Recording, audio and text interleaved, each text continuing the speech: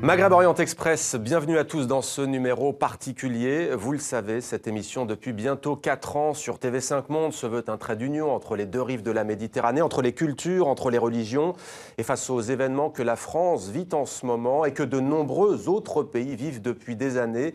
MOE continuera avec force à de tisser des liens et à tenter de rapprocher les peuples. 5 invités avec nous pour en parler. Asma Mansour, bienvenue à vous.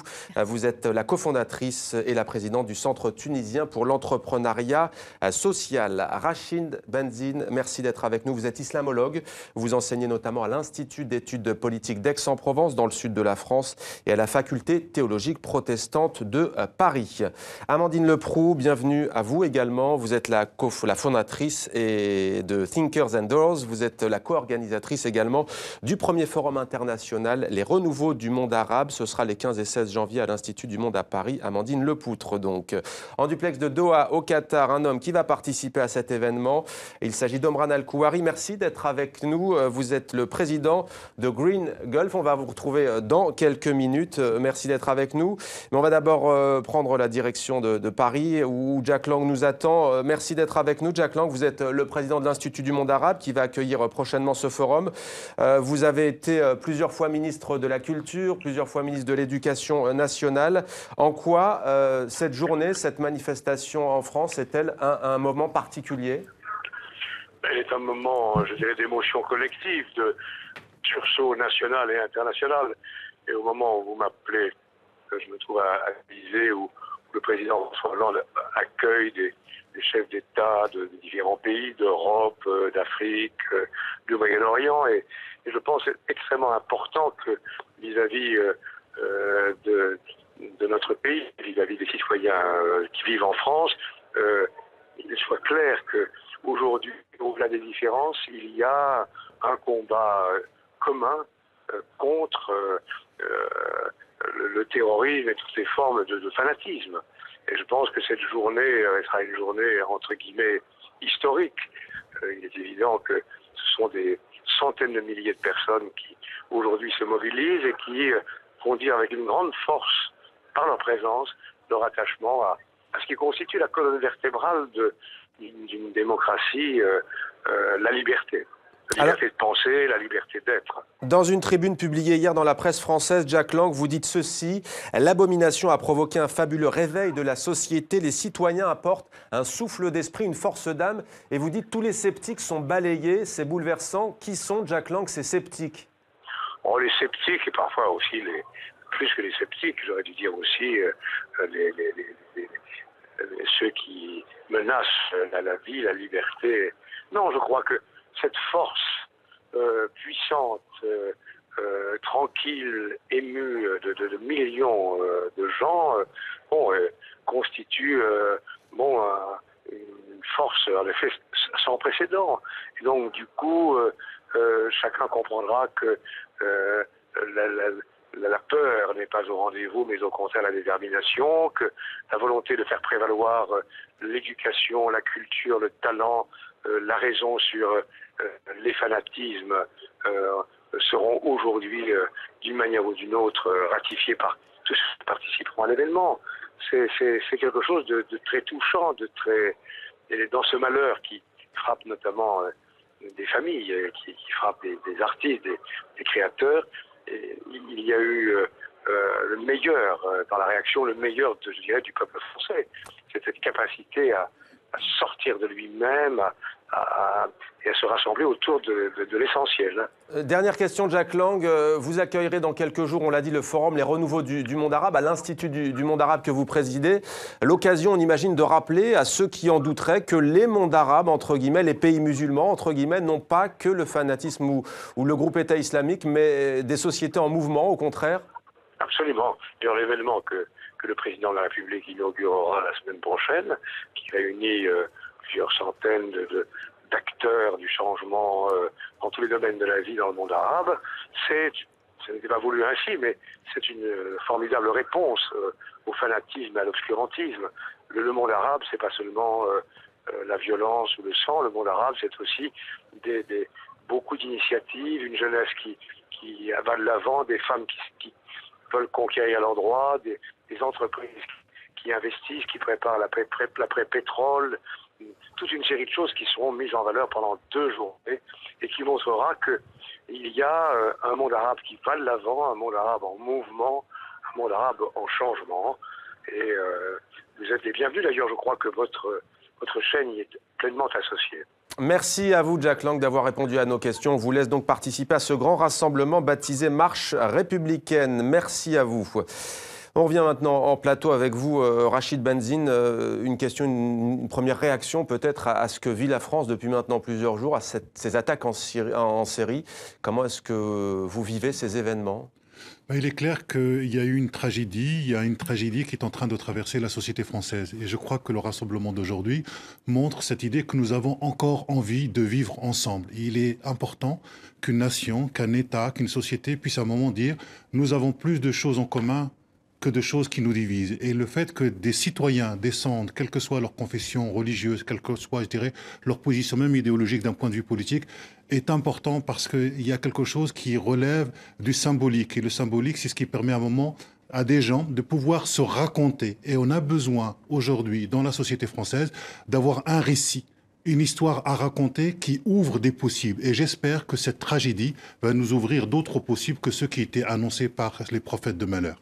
Asma Mansour, vous arrivez de Tunisie. Comment vous, à titre personnel, et comment en Tunisie est-ce qu'on réagit à ces événements ? Bon, venant de la Tunisie, déjà, j'ai partagé ça avec vous. Pour moi, c'est triste ce qui se passe en France, mais aussi partout dans le monde. Et pour moi, il faut essayer de décomposer le problème et essayer de comprendre pourquoi il y a assez de violence et essayer de faire des choses concrètes pour qu'il y ait de moins en moins de violence et pour qu'il y ait de plus en plus d'actions humanitaires ou dans l'humanité qui va renforcer la cohésion et l'inclusion de tout le monde. Parce que si on va fermer les yeux, on va faire comme si ce genre de personnes n'existe pas, ça ne va que empirer le problème. Amandine Lepoutre, même question. On va tout à l'heure évoquer ce forum que vous co-organisez. Une réaction, vous, comment, à titre personnel, en tant que citoyenne, vous avez vécu tout cela ? Moi, je suis aussi sur ce thème, évidemment, du bouleversement. C'est bouleversant, toute cette tragédie, etc. Et est-ce que ce n'est pas l'occasion, comme disait Rachid, d'être sur le mode du rassemblement ? Est-ce que ce n'est pas le moment de montrer qu'en étant ensemble, en dialoguant, en étant dans des discussion directe, on n'arrive pas à se comprendre, à être beaucoup plus dans la tolérance. Donc voilà, moi je suis plus dans ces réactions. On a du mal à trier aujourd'hui au niveau émotionnel tout ce qui est en train de se passer. On ne sait pas concrètement ce que ça va donner. J'espère que ce sera l'occasion de prendre des actes et des engagements qui permettront de faire changer les choses. Alors, autre réaction, autre témoignage, celle d'un dessinateur. Il est algérien, il s'appelle Riles Aynouch. On le connaît bien ici dans Maghreb Orient Express, puisque nous l'avons déjà invité, à l'instar des caricaturistes du monde entier. Il a tenu à rendre hommage aux dessinateurs de Charlie Hebdo assassiné, de toutes les victimes de ces 3 derniers jours. Il a réalisé notamment des dessins pour leur rendre hommage. On va écouter son témoignage en sachant que depuis le mois de mars dernier, il collaborait à Charlie Hebdo. Il a donc fréquenté au quotidien les victimes de l'attentat. Bonjour tout le monde. L'attentat contre Charlie Hebdo est révoltant. C'était un coup terrible qui m'a bouleversé, anéanti. Surtout que j'ai passé de très bons moments avec eux. Depuis le mois de mars 2014. J'ai appris à les connaître. J'ai découvert en eux que l'amour, de l'humanisme, de la générosité, un grand sens de l'humour et aucune haine dans leur langage et leur comportement. Comme Sharp, Tinius, Cabu, Honoré, Wolinski sont des symboles de la liberté d'expression, des héros, des légendes, des résistants, des génies du dessin. Et mon ami Mustapha Ourad, le correcteur de Charlie Hebdo, qui est d'une grande culture, sans oublier aussi les autres victimes. Avec l'équipe de Charlie Hebdo, j'ai appris beaucoup de choses sur la vie, sur le dessin. C'est une très très grande école. Je tiens à présenter toutes mes condoléances à toutes leurs familles et leurs proches. Le combat et le dessin continuent. Il ne faut pas baisser les bras. Et pour les soi-disant franco-algériens qui les ont abattus, franchement, pour moi, ils ne sont ni français, ni algériens, et non, ni nationalité, ni religion. Ils ne font pas partie de mon espèce, ça c'est sûr. Et ils ne méritent même pas d'être classés parmi les humains.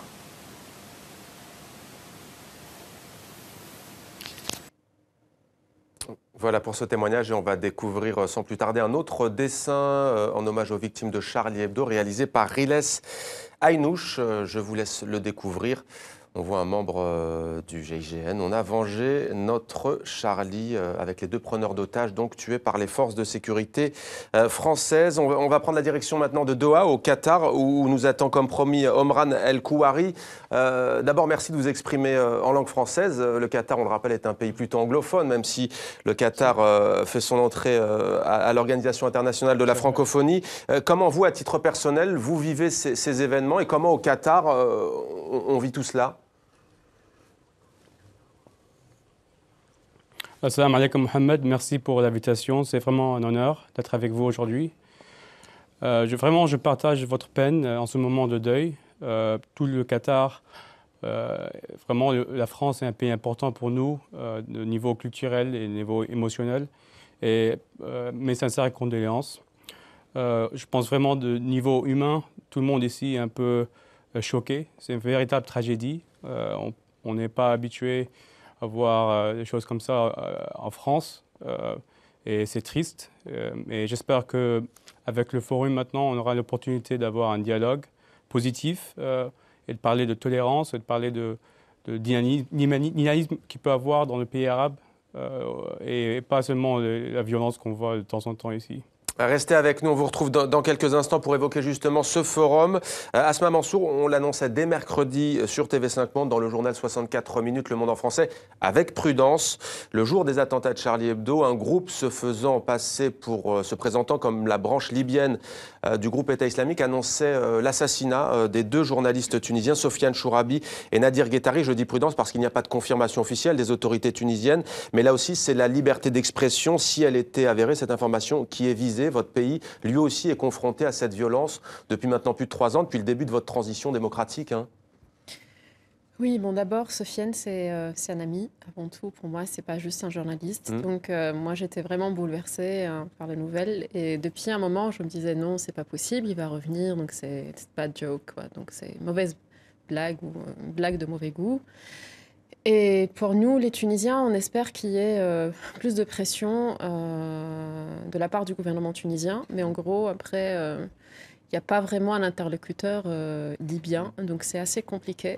Et on remercie vraiment Réseau Romed, les acteurs de la société civile et les juges, les intermédiaires qui négocient ou qui sont en contact avec les rebelles. On espère qu'ils rentrent sains et saufs. Donc oui, c'est important. En tout cas, ce n'est pas la première attaque, entre guillemets, à la liberté d'expression. Donc maintenant, on a Inès Benotman, qui est donc journaliste, condamnée à 2 mois de prison. Donc c'est cette semaine. Il y a de plus en plus de choses. La liberté d'expression, le journalisme, c'est aussi en danger en Tunisie. Et on espère que la société civile va continuer à faire pression et que ça va de plus en plus mieux. Alors tout à l'heure, Jack Lang appelait à résister, si je puis dire, aux idées reçues sur le monde arabe. Il nous disait que les pays de la région, de la Méditerranée, étaient en mouvement, contrairement à ce que certains veulent bien penser. Alors justement, la ville arabe est-elle la ville du futur? Et si le changement venait des femmes arabes, est-ce que le Golfe va devenir un laboratoire du futur énergétique solaire? Ce sera donc les 15 et 16 janvier à Paris, à l'Institut du monde arabe, du Maroc à la Tunisie, en passant par le Qatar et l'Arabie saoudite. Amandine Lepoutre, il y aura différents acteurs. Alors c'était prévu de longue date. On imagine que ces événements en cours en France ont chamboulé un petit peu les choses. Ce forum tombe en tout cas à pic par rapport à ce que disait Jack Lang. Ça fait 1 an et demi que ce forum est prévu. L'idée, en tout cas au départ de Jack Lang, c'était de réinviter les pays du monde arabe à l'Institut du monde arabe pour en faire une maison et pour montrer que le monde arabe, justement, a des côtés positifs et en pleine effervescence du côté de l'innovation, qu'il est en train de construire son futur, son avenir, et de se réinventer pour sortir un petit peu des clichés qu'on peut avoir sur le théâtre des affrontements, comme il voulait en parler. Et donc voilà, c'était donner un éclairage nouveau. Et effectivement, je pense que ça tombe à pic, pour reprendre votre expression. Ça permettra en tout cas, j'espère, de donner, de montrer qu'il y a un symbole d'ouverture, de dialogue, et que c'est par ça que peut passer tout ce qui est dans le registre de la tolérance et du respect des cultures. Asma Mansour, on a beaucoup parlé de la Tunisie comme un laboratoire démocratique. En quoi est-ce, selon vous, cet événement, ce forum, et en quoi votre pays surtout, est aussi une place forte de ce renouveau ? Pour moi, en tout cas en Tunisie, après la Révolution, la Révolution est encore en marche, mais après 14 janvier, il y a beaucoup de choses qui ont changé, notamment positivement, notamment la loi pour les associations. Oui. Donc, il y a de plus en plus de liberté pour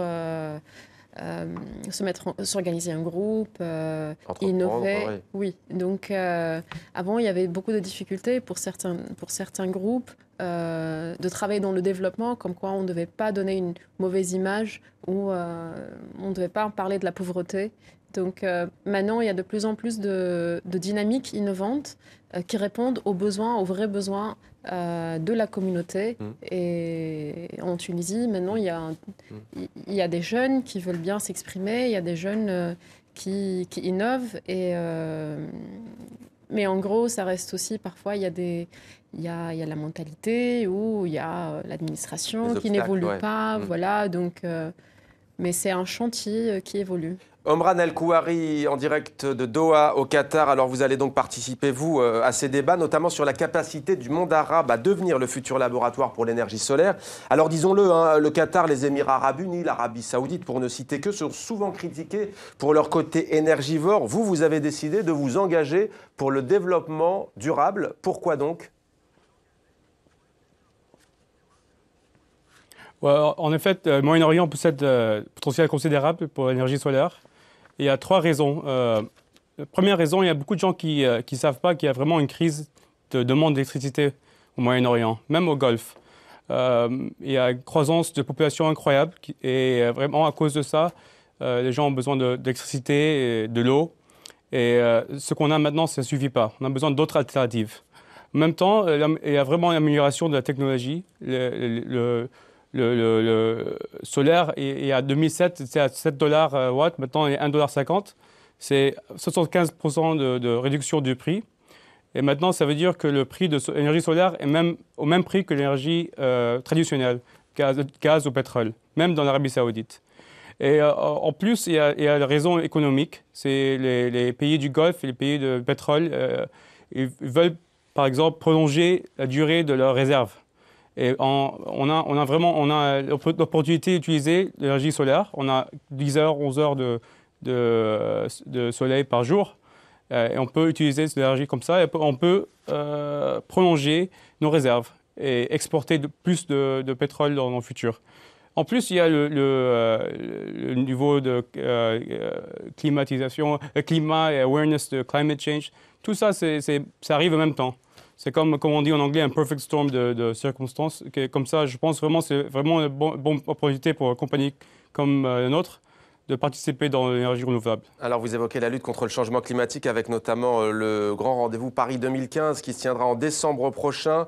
Je me tourne vers vous, Rachid Bendine. Il est question de renouveau dans le monde arabe en termes économiques, social, énergétiques. Qu'en est-il d'un point de vue religieux? Peut-on parler de renouveau au pluriel en islam, une religion que beaucoup ont parfois tendance à essentialiser? Existe-t-il des renouveaux en ce moment? Je voudrais juste, avant de répondre, si vous permettez, revenir sur la réaction du sénateur algérien. On peut comprendre sa peine d'avoir perdu des amis et la difficulté, comme il le dit, de pouvoir dire adieu à des amis de route. Et des collègues, oui. Et des collègues. Cela dit, je crois qu'il ne faut pas tomber dans le cadre inverse, c'est-à-dire déshumaniser, je dirais, l'ennemi.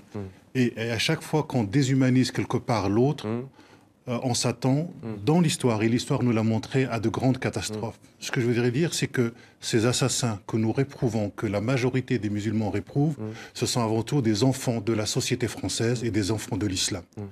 Et c'est là où on doit aussi s'interroger sur cette question du renouveau. Qu'est-ce qu'il se passe d'un point de vue théologique? Et je crois qu'il ne peut pas y avoir de renouveau dans le monde arabe, dans le monde musulman, sans un renouvellement de la pensée critique théologique. Qu'est-ce que cela veut dire? Aujourd'hui, ce qui se passe dans les pays musulmans, c'est que nous avons pas tellement une imbrication entre le religieux et le politique, nous avons le politique qui met la main sur le religieux. Donc ce n'est pas le religieux, c'est-à-dire c'est une subordination du religieux au politique. Mais justement, comment faire? L'actualité internationale s'invite constamment chez des fidèles qui n'ont absolument parfois rien demandé. C'est très important parce qu'aujourd'hui, j'espère que le monde musulman va devoir aussi faire le travail de critique interne en disant qu'est-ce qui fait que dans la pensée islamique, que dans la théologie, que dans les textes religieux, certains arrivent à se saisir d'un certain nombre de textes pour passer au niveau de la violence. Je crois qu'aujourd'hui, dire que ce n'est pas l'islam, c'est nécessaire, mais c'est insuffisant parce que c'est aussi une forme de religion à l'intérieur du monde islamique. Mais vous qui connaissez le texte sacré, le Coran pour les musulmans par exemple, le terme utilisé dans les médias de djihadistes, par exemple de retour de Syrie ou sur le départ vers la Syrie pour aller combattre contre l'armée de Bachar el-Assad, est-ce que l'utilisation même du terme, vous la trouvez galvaudée? Elle est galvaudée par rapport au Coran et par rapport à la société première du Coran. Il n'est pas dit qu'il faut se battre, par exemple, pour un point de vue politique, pour libérer, par exemple, un peuple opprimé?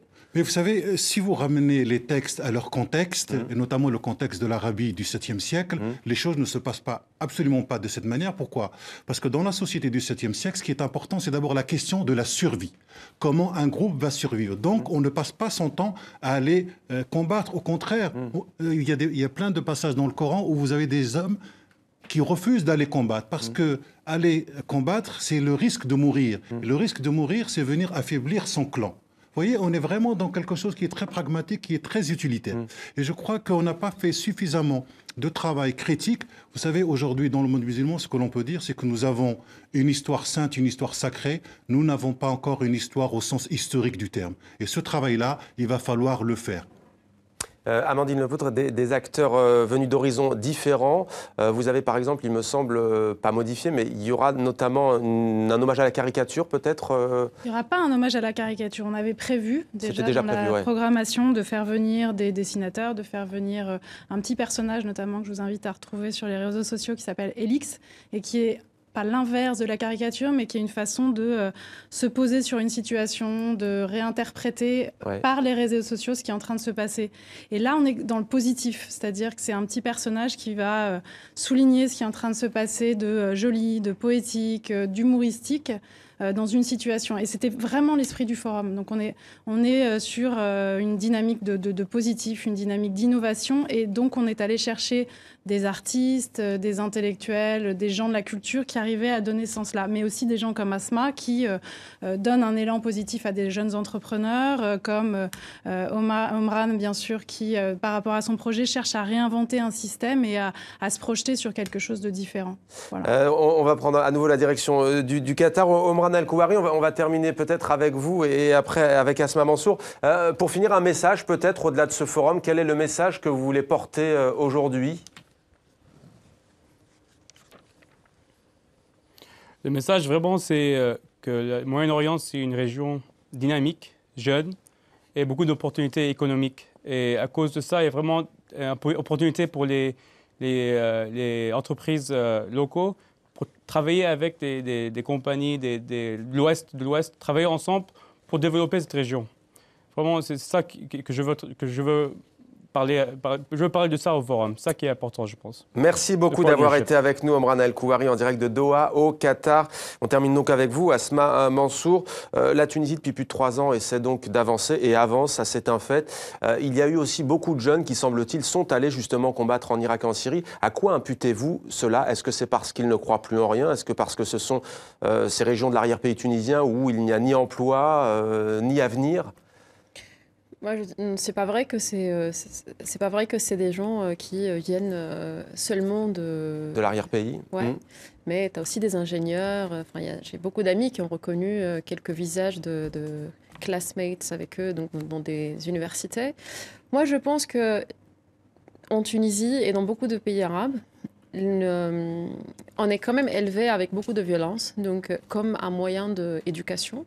Et l'un des chiffres qui était assez choquant pour nous, c'était 96% d'enfants tunisiens qui sont élevés ou raised avec de la violence comme moyen pour d'éducation. Et là, on ne peut pas s'attendre à des gens qui sont créatifs ou think out of the box ou qui ont du self-esteem, etc. Alors qu'ils ont vécu dans la violence. Voilà. Et en gros, on s'attend... Donc, en général, notre vie, elle est déjà programmée. Donc, toi, tu vas devenir médecin, avocat, etc. Comme jeune. Et il ne faut pas sortir il ne faut pas être différent. On est prédestiné, sinon, on va être puni. Et donc, je pense qu'en Tunisie, au Maghreb, au Moyen-Orient, il faut donner plus d'espace aux jeunes. Plus d'espace aux jeunes, merci. Et il faut... favoriser la mobilité des jeunes, en fait. Eh bien, ce sera votre message, Asma Mansour, mobilité des jeunes. Merci à vous d'avoir accepté de témoigner aujourd'hui dans Maghreb Orient Express. À dimanche prochain sur TV5 Monde.